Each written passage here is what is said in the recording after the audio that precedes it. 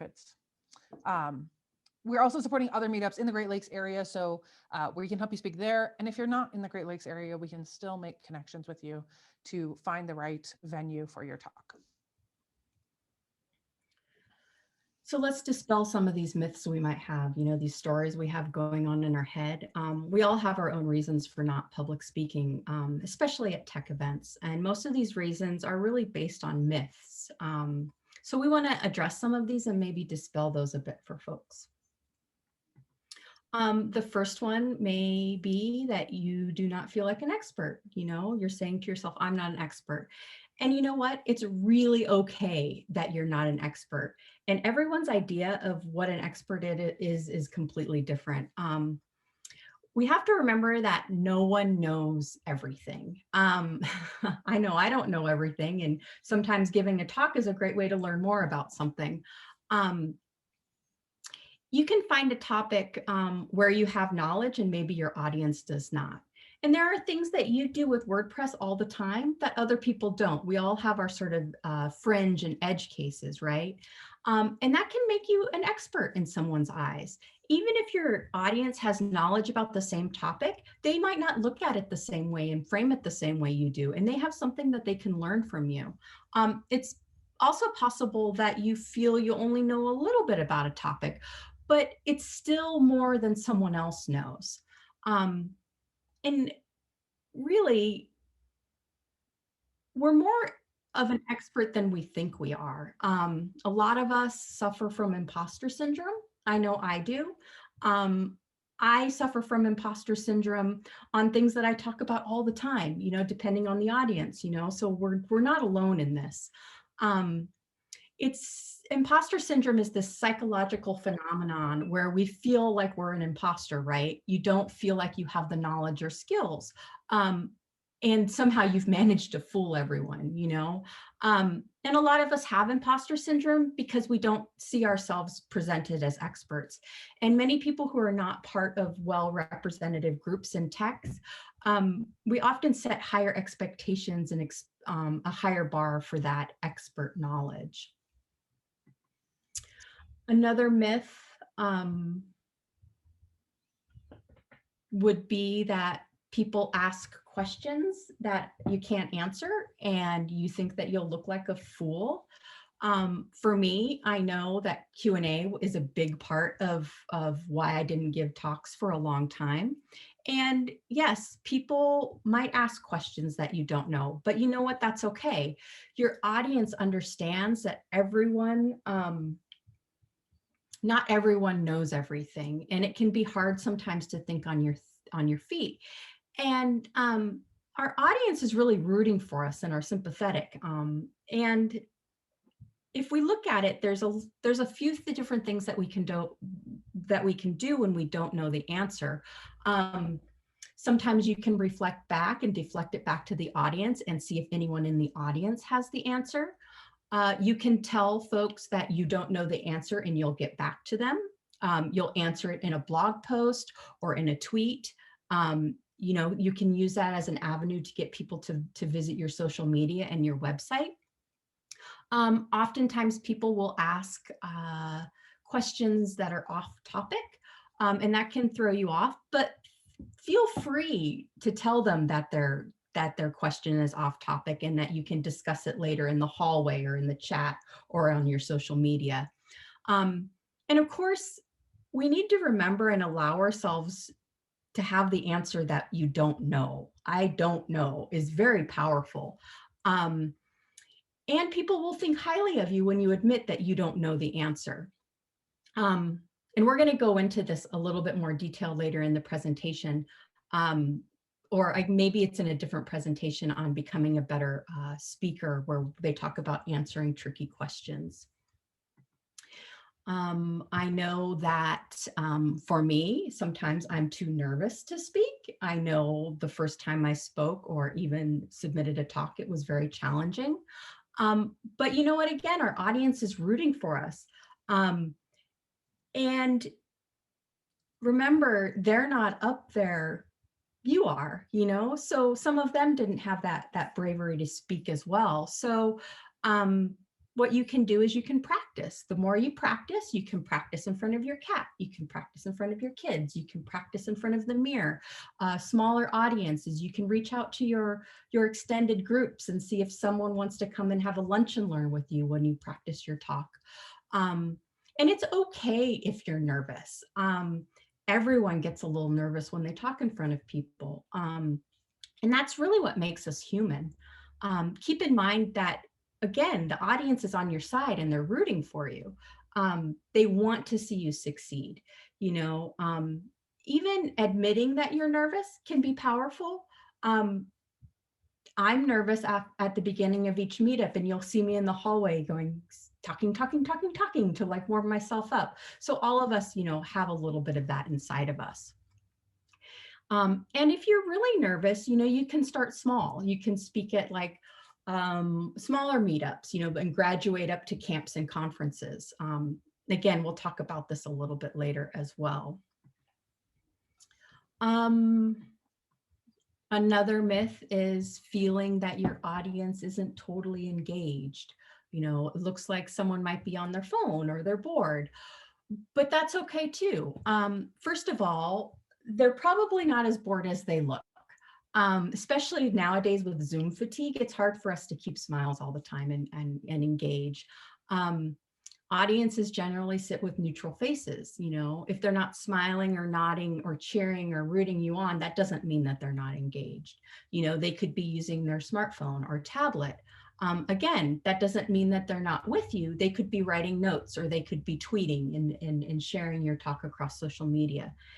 And no matter how good a speaker you are, you're not going to connect with everyone, just like how you don't connect with everyone in real life. But don't take it personally,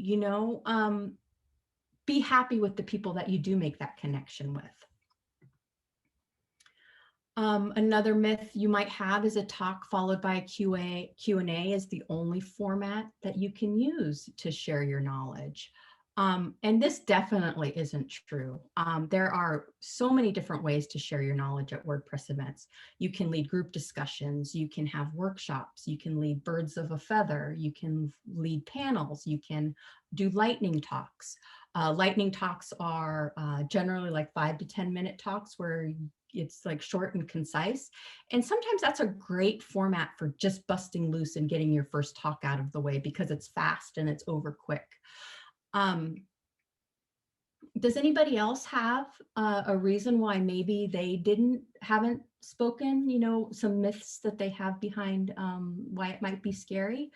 You can drop those in the chat and share them with everybody. Yeah, actually, I think if people want us to speak up as well and have a discussion, we could take a few minutes here. What are things you're worried about for speaking? Does anybody have any, I saw Kira saying, what if this thing that I do, which I think is super cool and innovative, is actually against a best practice or it's from 1998, which is a valid, or I don't know if it's a valid fear, but it's a real fear. I have it too. Right. I remember that doing a talk a while back and somebody said, so like it was a WPCLI talk and somebody was like, well, what's this different than Composer? And I went, what's Composer? Yeah. And yeah, it was this momentary of like, and then I realized that wasn't, it was just a moment of me not realizing, but yeah. And yet plenty of people can learn a lot from your WPCLI talk without knowing Composer, right? Like it's still really useful. Yeah, well, it's way more, Composer is a totally different thing. Like, yeah. I just gave a new talk. I speak professionally now. It's like a large part of my job. And I gave a new talk about, I think it was last week, and was totally scared, was totally worried about it. I was convinced it was going to be not enough material, that I'd be done in 20 minutes when I had a 45-minute slot. I was convinced that everyone would be like, yeah, Tara, duh, everyone knows this stuff. And my boss came to the talk to support me. It was entirely supportive. And yet I was just so worried about it. And then it went great. And people followed me on LinkedIn and said nice things to me. I feel like these worries are just really, really natural. Has anybody talked once and decided not to talk again, or has like coming back after a long time away or anything like that? I was just going to throw in a point for the last one. I think one thing that's held me back in the past is like, especially when you're like newer in a more junior role or something, is like feeling like you have to be like running your own company or some big title or having a company that everybody knows to give a talk. It's like, you don't even have to, introduce where you work or anything. It's totally fine just to stand up there on your own and share what you have. But that's something that's definitely kind of thrown me off in the past. Absolutely. I've definitely had that fear as well. Yeah. I've given a talk. Most of us, like once we've written a talk, we'll kind of recycle it a little bit and make iterations, and give it at a different conference or, at a bigger meetup, and kind of use that first time as like a practice run. And I've given a talk and felt so bad afterward that I've never used it again, and then looking back, someone was there and they said, but that was a great talk, but I didn't have that perspective because of the way I felt in the inside, and not that it took someone like pointing it out that they did learn something to make me feel better about it, but I still haven't given it again, which is fine. Yeah. We're going to be talking a lot about how to pick a topic today. So I see some stuff in the chat about, how do you know what's interesting to others? And I will say one of my favorite strategies is asking someone. If one person thinks it's interesting, odds are good that lots of people will find it interesting or helpful. Any other thoughts on the sort of like fear, imposter syndrome, self-doubt, any of that stuff before we move forward? Well, just to your last point, and I know we're going to get into it, but I know as an organizer, when we've done, tons of WordCamps, and I've submitted, I don't know how many, if I submit for a talk, another good strategy for me that works is, especially if I know the organizers, and I'll maybe message them and say, listen, I've submitted 3 talks or 1 or whatever.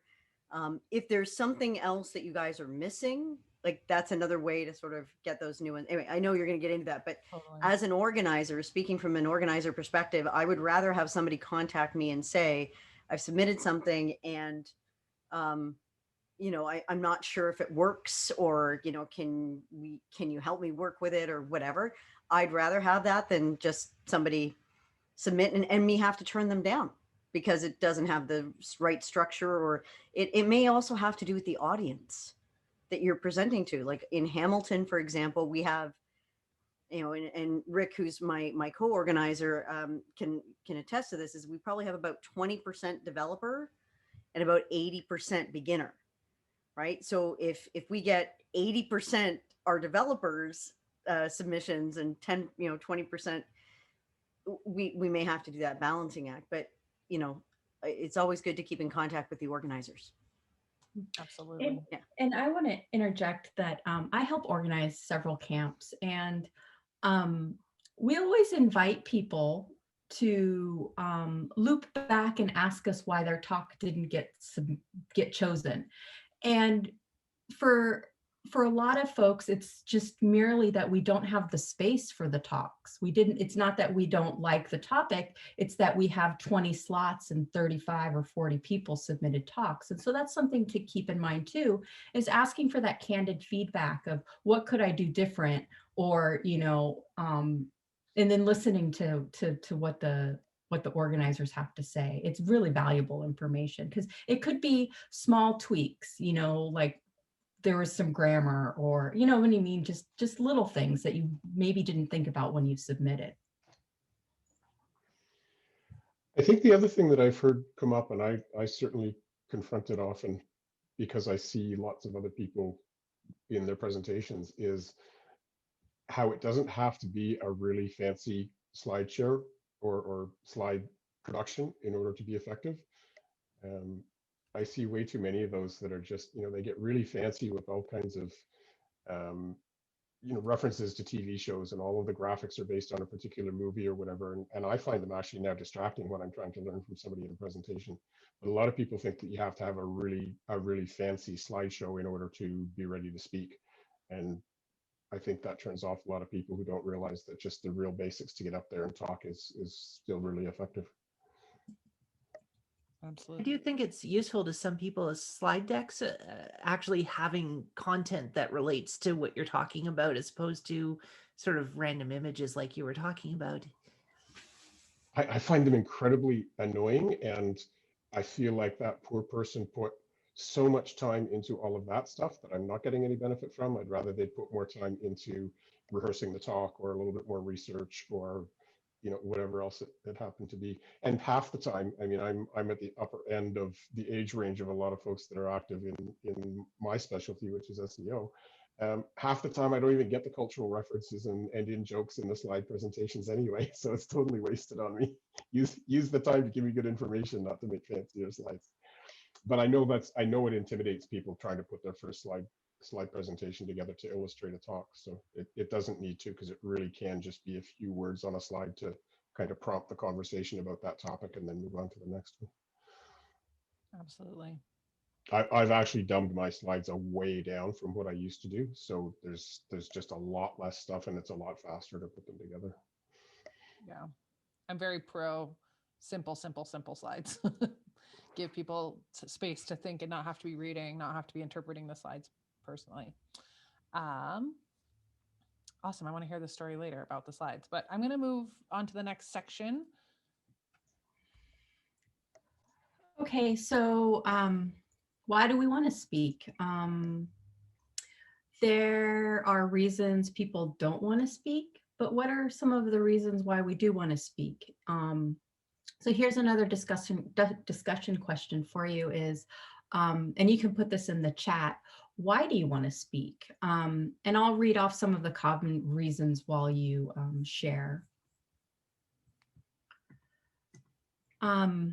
Okay, so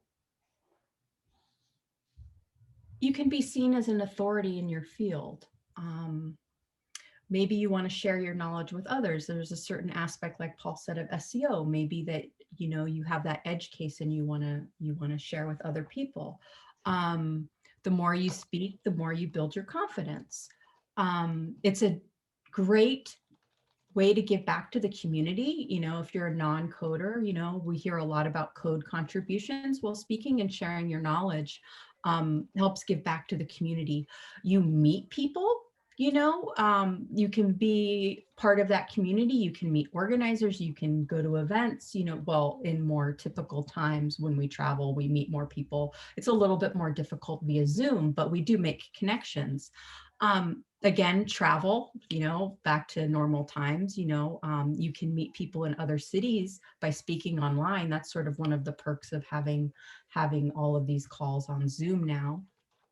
You go to a conference and you speak and you learn at the conference. And I know that when I'm preparing a presentation, I learn more about the topic by presenting because I want to know everything and I want to be able to answer people's questions. It's fun. Well, for some folks, getting up there and talking in front of people can be a good time. You can find it rewarding. It gives you a sense of accomplishment. It can help you with your career building, putting that on a resume is a good point. And you can be a role model for people from marginalized or historically excluded groups.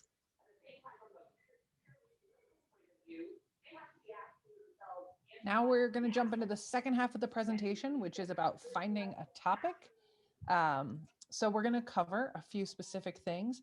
We're going to cover talk formats, brainstorm some ideas. We're going to choose some topics and then refine those topics together. So this is going to be some written exercises. So if you want to open a notepad doc or get a pen and paper, there will be some writing. I remember actually, I just found this today, Amy June. Amy June and I gave this workshop in 2019 in San Francisco.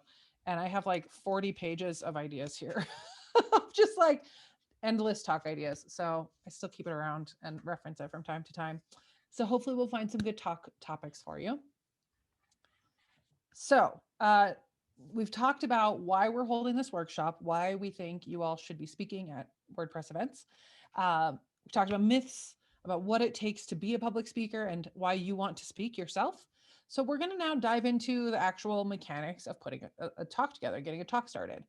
A lot of talks at WordCamps are kind of big how-to brain dump sessions. So how to make a block extension might be someone walking through how to make that extension, maybe even doing some live coding, and at the end, taking questions.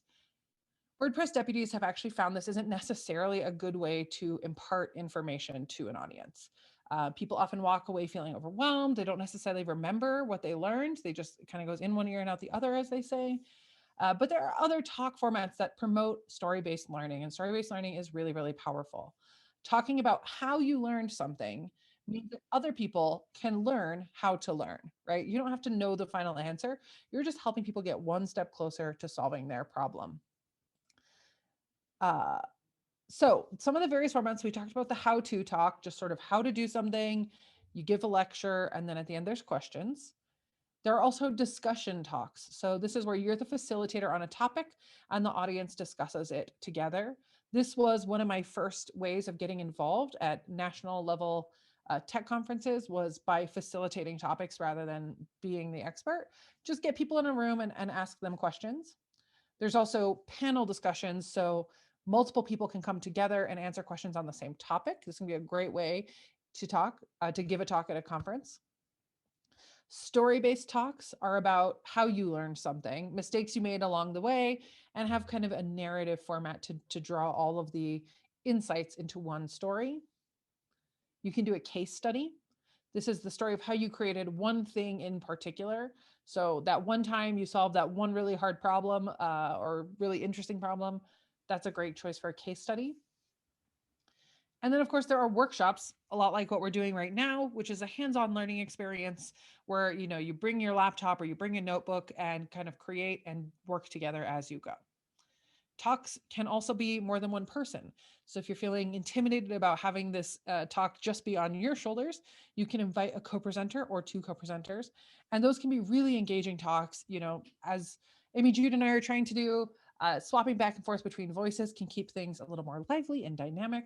And it does sort of reduce the pressure on any one speaker.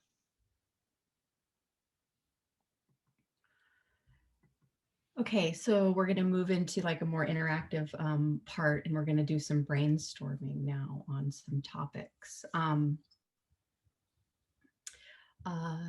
We're going to answer the question, I don't know what to talk about, or I don't know enough about anything to give a talk, or maybe we're feeling I'm not an expert in anything. You know, it goes back to those dispelling of myths. And if you've given talks before and you're just stuck on what your next talk can be, we can look at that as well. And I know, like with Tara, that big book of notes she has from the workshop, every time I do these, I come up with a little bit of an iteration of an old talk idea or come up with a new one. So I invite people to take the workshop over and over again too, because it really helps iterate on ideas.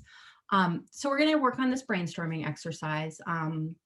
You can brainstorm as many topics as you want to. We're not looking for perfect. We're not even looking for good. The idea is just to get them all out there and kind of dump them on paper. They can be ugly, they can be bad. It doesn't matter. There's no judgment here. We're all kind of friends, you know. See if you can get as many or 30, 40 ideas, you know, seriously, it's about what comes into mind and what you can get on that piece of paper. You can write, you can draw, you can do mind maps, you can do search clouds, whatever summons your inspiration, you know. We'll be prompting you with questions along the way to help you generate more topics too. And remember, it's always good to talk about what excites you, not what you think you should talk about, because you can really tell when a speaker is excited about what they talk about. It's a little bit more engaging. And also, if you're new to WordPress and you don't have the answers to some of these prompts, that's okay too. But you can use the prompts to imagine what your answers might be in a year. Okay, so I'm going to kind of read through these. I'll give you a moment to start writing ideas that come to your mind before we start going through the prompts. And in a minute, I'll start the first prompt. So go ahead and start writing now. Now I'm going to do this at the same time.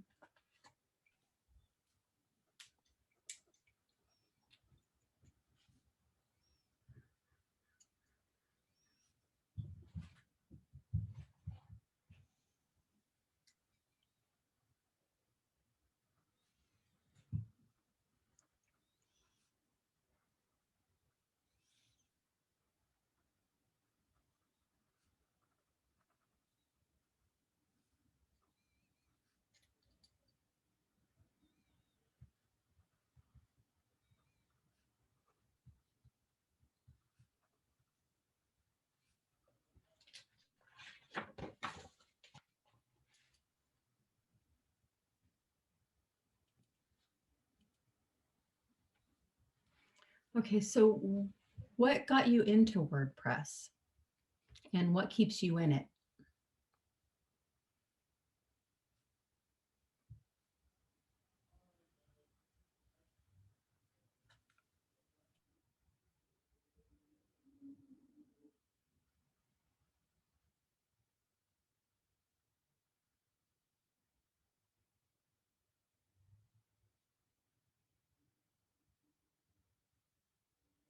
What do you love about WordPress?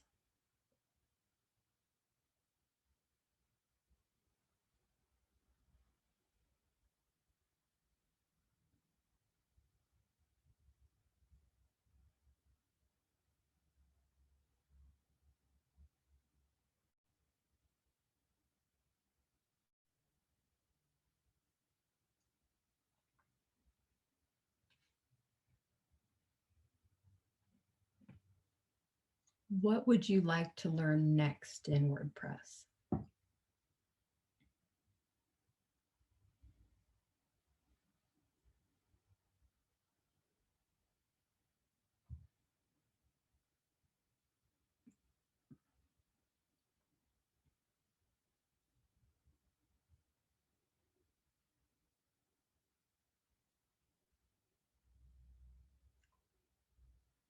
Think about the first time you used a plugin or wrote a theme or contributed back.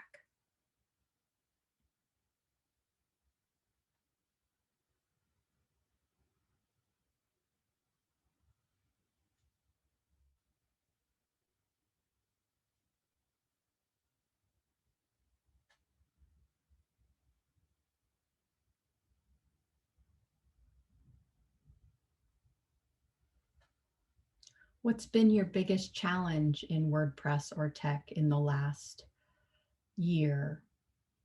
What's been your biggest challenge in the last 2 years?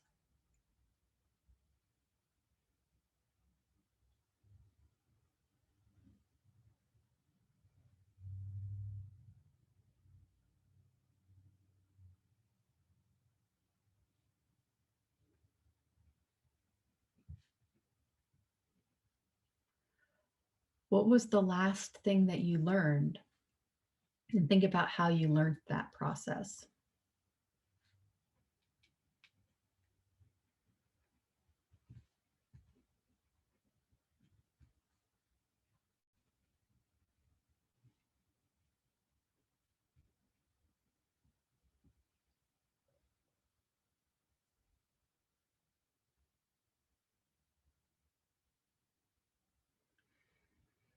What's the biggest challenge you've ever had with WordPress? And how did you overcome that challenge?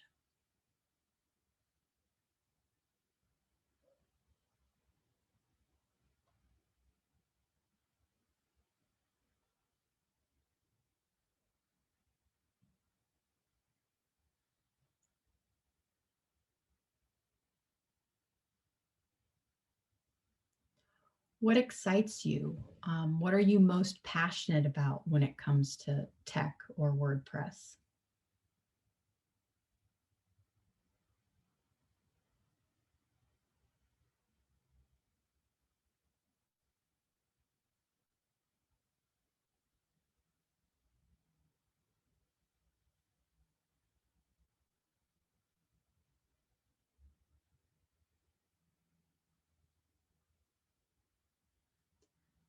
Think about the sort of things that you like to really, what you love to share with people in your community about WordPress.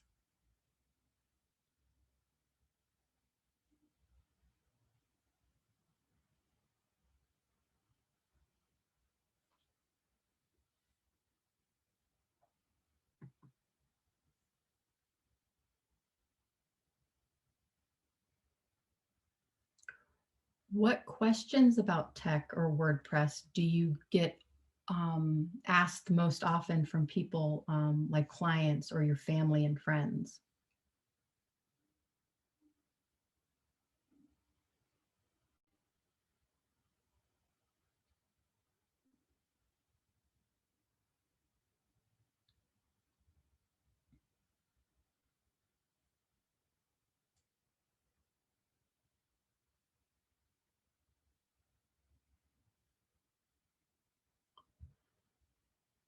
What about a list of what you would like to learn in WordPress or tech?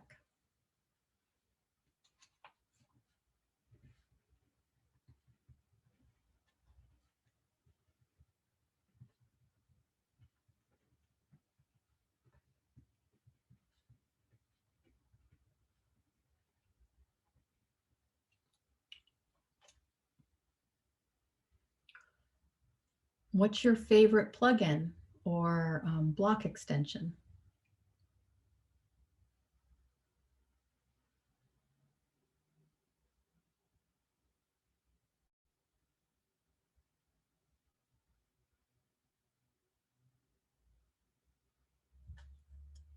Have you created something cool that you want to share with everybody?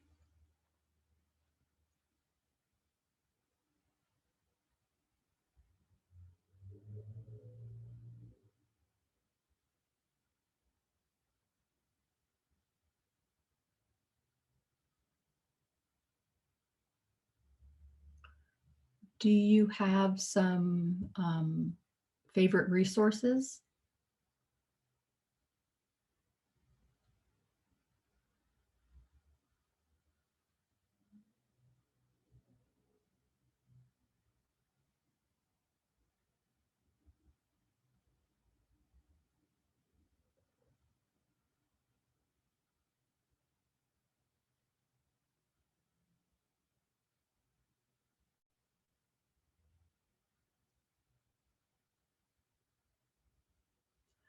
What cool tricks do you use all the time to help you in your when you work in WordPress?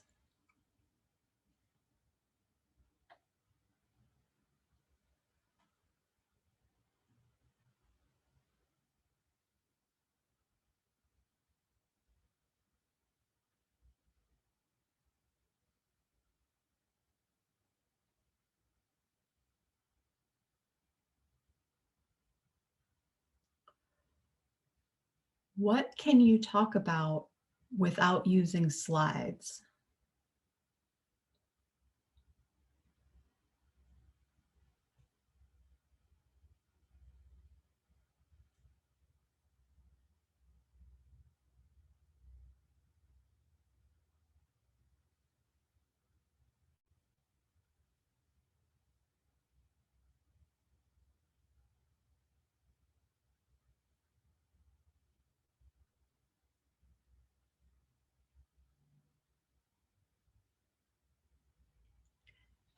And is there a prompt that we didn't ask that you wish we did? You can drop that in chat.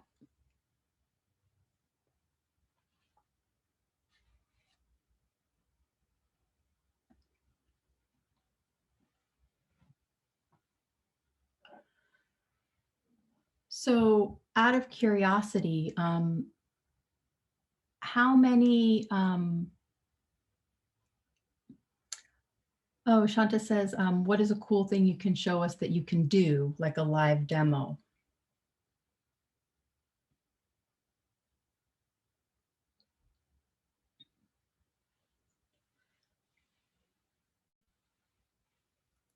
So I'm curious how many topics folks came up with. Feel free to drop that in the chat if you want to share that or unmute yourself. And remember, just writing down one thing is great. And I want to circle back to the first time I took this workshop. I was a little confused about one of the prompts, one of them being, what could you talk about without slides? Because when we think about presentations historically, they come with slide decks. But not long after I took this workshop the first time, I presented at an accessibility meetup. And I was reminded that 75% of the audience were visually impaired. So not to rely on the slide decks too much. So that's something to think about too.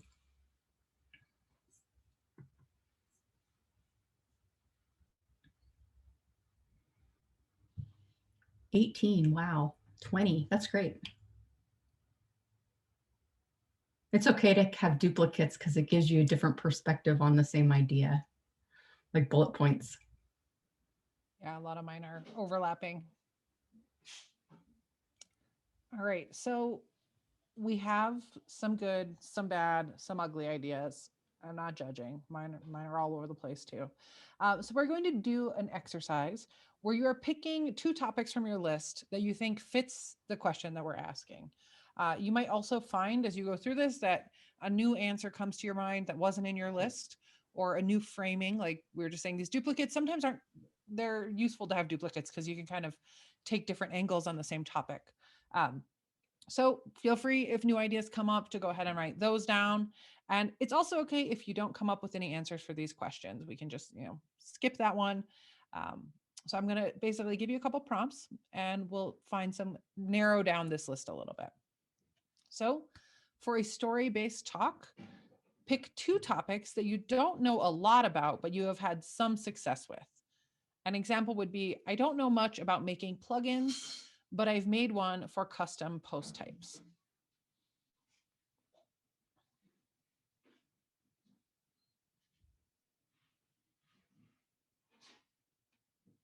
I'll just give a little bit of time between each one for you to make your notes.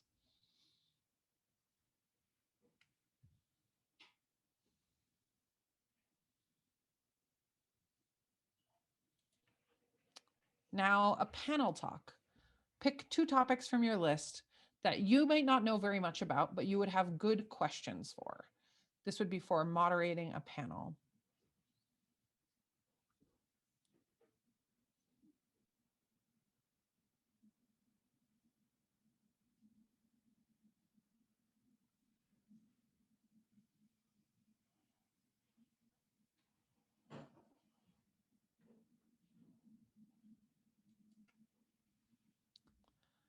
A how-to presentation. So pick 2 topics that you are confident about and could lead a how-to presentation. Something you've done before, probably multiple times, and you could walk someone through it. Maybe not today, but with a little bit of practice.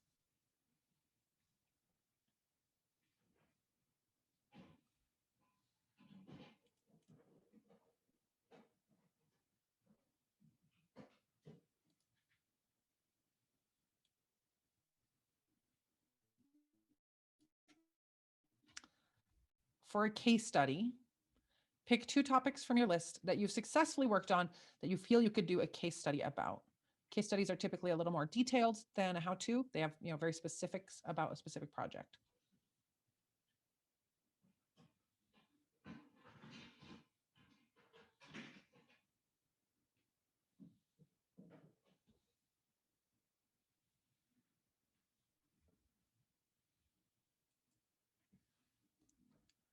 Workshop. For a workshop, pick 2 topics that you think you could teach to others in a hands-on manner. This could be for a longer session like this one, or just a regular length session as well.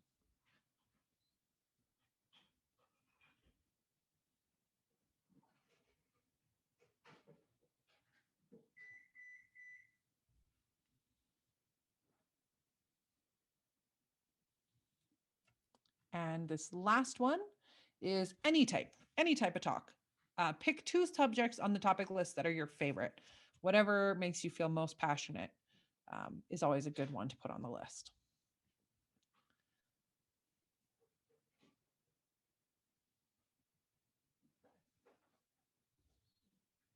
All right, so we are going to break up into 2 small groups, I think, unless Amy June disagrees with numbers there. I'll break you up into 2 small groups and we can go ahead and pick a topic. So I'll let Amy June explain the assignment. Or no, sorry, this is after, my bad. Sorry. All right, give me 1 second to sort out breakout rooms. Okay, it looks like we've got about 4 people in each room, and I will go ahead and open all rooms. So you should see a pop up.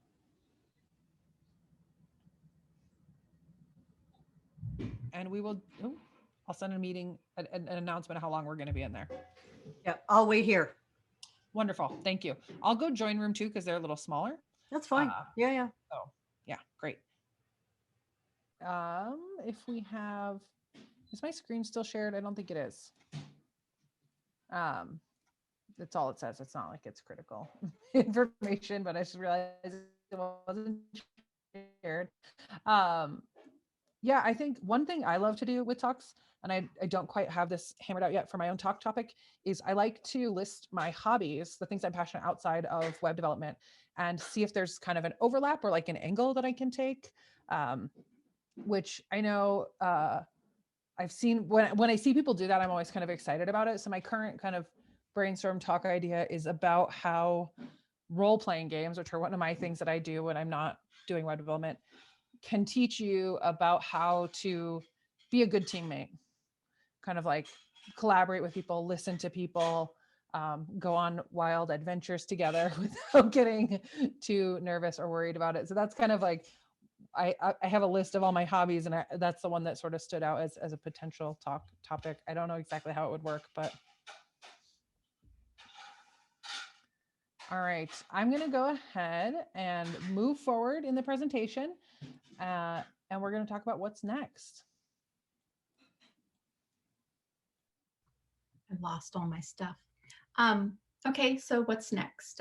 We talked about topics today, and we brainstormed, and we came up with some ideas, and we worked in breakout rooms, and we have this big long list. But we want to talk about like what you can do after this workshop, because it is kind of limiting, only have an hour and a half. So we want to invite folks to join the Slack space, and I'm going to drop that link in the chat.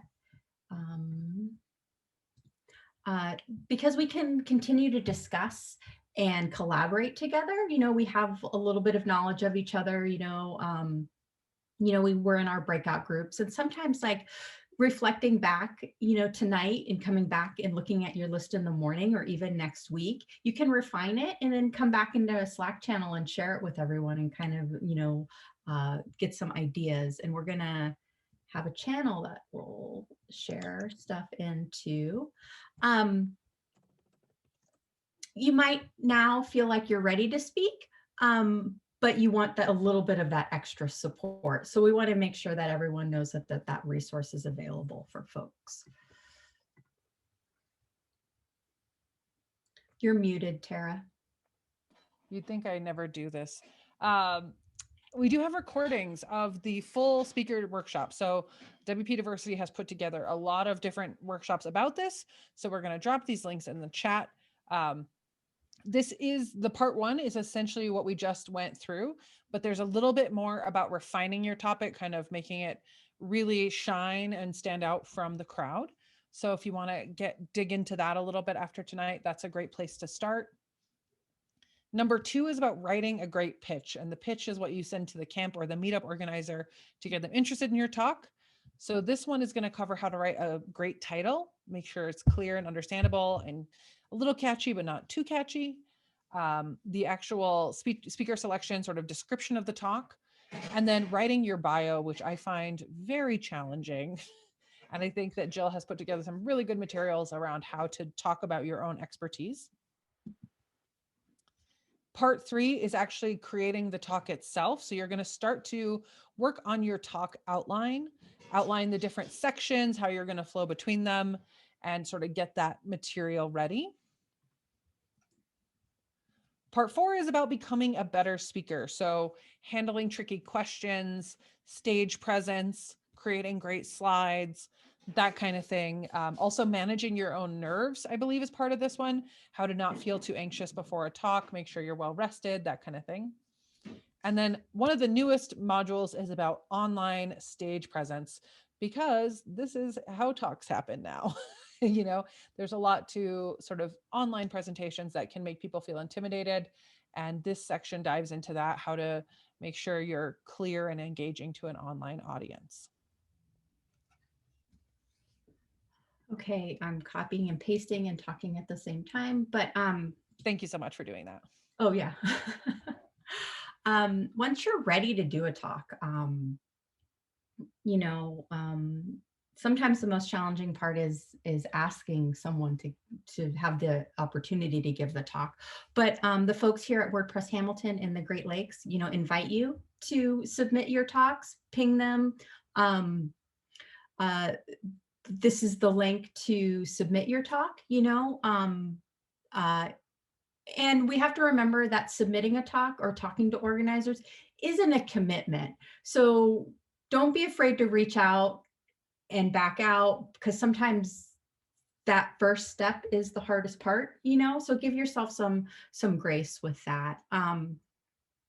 Are there other meetup organizers here today? Because if you want to type in the chat how people can get a hold of other meetup organizers, maybe, because I'm not familiar with this group. Yeah, no, Rick is here in Hamilton.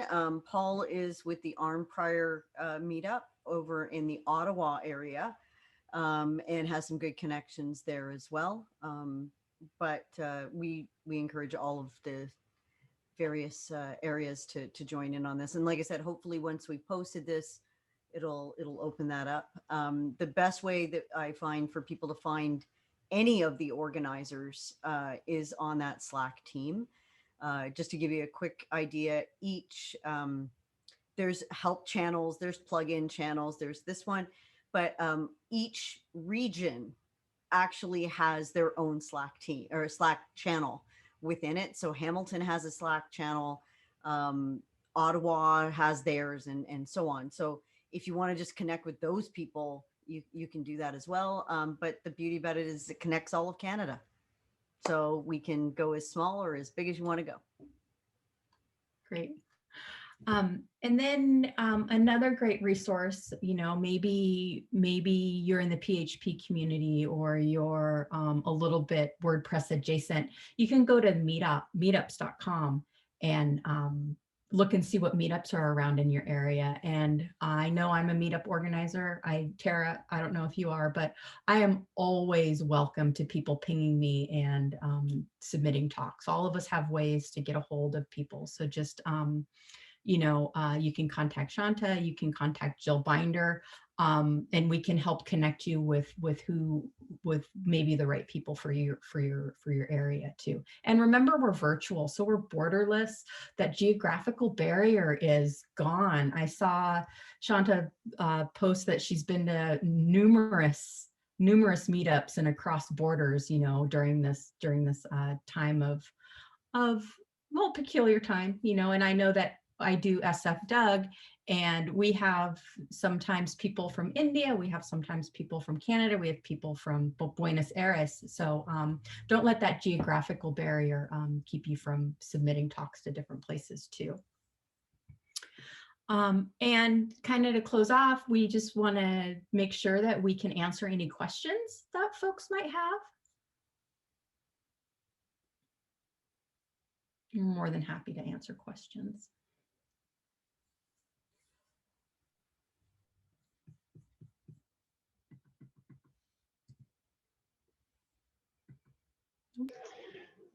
Not really a question, but I just wanted to say thanks for that list of prompting questions to help people who are thinking they might want to speak start thinking about what would actually be a good topic. Because I think that's always the first barrier that people come across is how do I come up with something that would actually be a worthwhile contribution. So I plan to copy that one as soon as the video is available. I still rely on that list of presentation prompts for my own talks, and have definitely walked people through it one-on-one as well, where sometimes I've even seen people who've had a talk accepted and are super worried and scared and want to back out at the last minute because they're just so worked up. And it's like, okay, maybe we can restructure this. Like maybe we can make it a panel. Maybe we can, like, I can come co-present with you. That kind of stuff. Like just having the list for me has been really productive. I'm really grateful Jill put that together. And yes, the recording does have it. So hopefully it'll help get people up on stage, make it a little bit less of an intimidating thing for people. I've only had one experience co-presenting, and it was terrific. It was actually with somebody that I originally encouraged to do their first presentations anyway. They had done them, and then we did one together. But even if that, after this guy had done a couple of WordCamps, he had a topic, but he knew that part of the topic was very technical, which was his expertise, but part of it was much more sort of front-end user optimization oriented. And he didn't think he could do proper justice to the topic, so he was getting ready to back out. And I said, that sounds like you should do the first 3 quarters and then I'll chip in at the end. And because we had worked on projects together, we knew each other's language, we knew each other's sort of priorities and working style and things. So it ended up coming off really well. He spoke, this was in Calgary, he spoke in person and I came in by remote. And there, that used to be my home WordCamp. So I had familiarity with it. But yeah, that process of teaming up with somebody on their first or their early talks worked really well for both of us. That's a great strategy. Yeah, I know I've done that. I have a talk that's called like checking under the hood, making sure your website has a smooth ride, you know, and I invite some of the people on my team who are a little bit more nervous to talk. They're developers where I focus on accessibility. And so I'll talk about the accessibility part of it. And then they come in and talk about the development. But because they're not alone, there's someone at the podium with them. It really does help to like play to each other's strengths, you know, so. I'll give you another example. Kira and I did one. We did the first WP campus, and we presented a case study where Kira and I used to teach at Sheridan College. We used to teach WordPress and development and so on. And so I basically presented what I was good at, which was more the business case, right? This is why we're doing it. These are who we teach. This is what we needed. And then Kira jumps in and saves the day with, hey, this is how we built this thing. And, you know, wows the crowd. So I have to admit, it's my fault that Kira does her talks now, which is great. Because I just sort of said, come on, you want to do a talk, right? Every introvert needs a type A to an extrovert to push them there. That's me. That's me and Kira a lot of the time. So yeah. That's awesome. Yeah. Just don't get her started on the school bus. Long story. Anyway. Nobody needs to do about the school bus at this point. We'll talk about it afterwards. So one of the examples I was going to give as well, but that was like the co-presenting, but the other one that I started doing was when I was teaching a different college. They had a slightly higher program than what we were teaching at Sheridan. So one of the things I had to learn about was custom post types. Because now I wasn't at Sheridan, I wasn't teaching students that were necessarily going to become web developers. They could, right? But that wasn't their main sort of goal. Whereas this other one, now I have to teach them all this sort of advanced stuff that I didn't even know. So I went and I learned it, and then I showed my own implementation of how it worked. And I turned that into a WordCamp talk at HamOnt. Which dealt with custom post types and ACS because I didn't understand them. And actually it was my friends from Minneapolis that helped talk me through it. Actually, Michelle Schulp and Dan Beal. They got on a call with me one night. I go, guys, you've got to explain this to me. I got to wrap my head around this. And that's the other part of this, is that if you don't understand it and you're learning about these things, one of the reasons I didn't put all this out there is because I am that type A personality. I can come up with the talk, no problem. I will submit. But I wanted everybody else to get a chance to do this. But that list is really, really amazing. And I ended up giving a talk of what WTH, like what the heck, are ACFs and CPTs.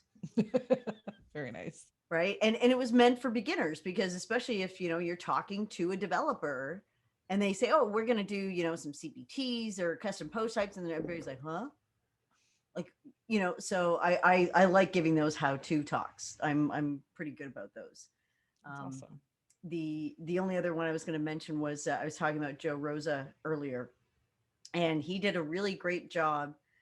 And he has this ability to sort of tie in a theme to his talk. So one of the talks he gave was based on one that I usually give about how to structure your menu, like about wayfinding and things like that. He actually wrote the entire thing like it was Scooby-Doo and the Scooby Gang. And it was about finding out like this whole investigation sort of thing. So that's one time I have actually seen it implemented really, really well. So he does a good presentation if you ever want to see him do his stuff. So, but that was one example. Mm-hmm. Cool. And yes, Hamilton is looking for speakers. Rick is Sign responsible up. for the next month. So, Rick will be going through them next month because I don't think we have a topic for next month yet. But yeah, we definitely, and even if it doesn't go through, we're happy to listen by all means, by all means. Awesome. Well, I think that's it for us today. Thank you so much for joining us today. And thank you for having Amy, June, and I. It's always a pleasure to come to a new group and get to meet new folks in a new community. And we are looking forward to hearing how your speaker journey progresses. So, if you speak at the Hamilton meetup, if you speak at a different meetup, let us know, tell us on the Slack or on Twitter. Jill's always listening for, success stories, troubles that people are having. She's happy to help work through all of this. And yeah, we'd love to see you out in the world giving awesome talks. And even though the Slack team is, specifically designed for Canadians, we'll let you guys in. Don't worry. Like, Thanks. I'm honored. any of our American attendees this evening, just, don't worry about it. Like I said, it's, you're welcome to join it, especially for that one channel for diversity and everything else and so on. It's completely community run. It's not a WordPress.org sort of centered thing. We're all volunteers. But we just found that there was this huge divide in the country, and we just said, there's got to be a place where we can all talk to one another. And so that was our thing. But yeah, if anybody wants to reach out there, Jill is also a Canadian, so she's on that channel as well. So if we need, we can always reach out to her as well through that as well. But yeah, if anybody wants to stick around, we're welcome to do so.